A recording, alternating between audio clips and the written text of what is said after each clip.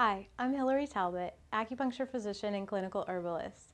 Today we'll be discussing acupressure for rotator cuff injuries. Now, the rotator cuff is an actually really complex joint, and there's a lot of different directions and planes and range of motion that occur because of this complexity.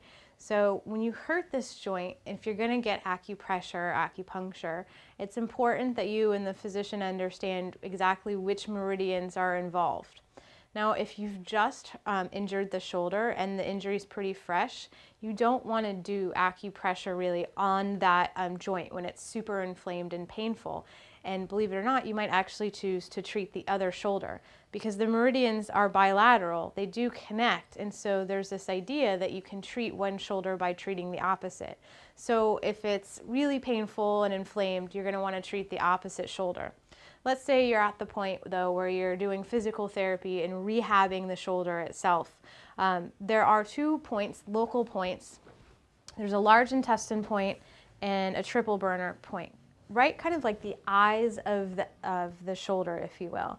These are points that I almost always, with shoulder injuries, will stick needles deep into the joint and sometimes actually burn mocks in to deliver some intense heat and help with inflammation. But a little bit of moderate to firm acupressure with your thumbs can really be helpful. And then depending on which meridian is affected, you can use distal points. So let's say that you experience the pain up the side and in the front of the shoulder as opposed to the back.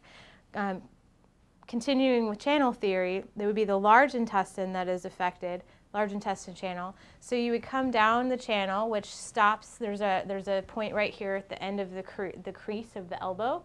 And then there's also a point just down in kind of the meaty part of this muscle right here, large intestine 10.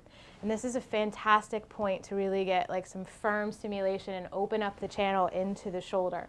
So if you had a fresh injury and this was really swollen and painful, this might be a point that you choose on the same arm to try and increase circulation into the joint.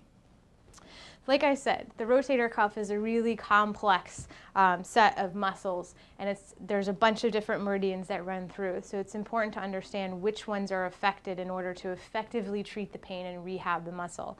So I encourage you to seek out your local acupuncture physician, and if you don't have one, check out acufinder.com to find one in your area. I'm Hilary Talbott, and that was Acupressure for rotator cuff injuries.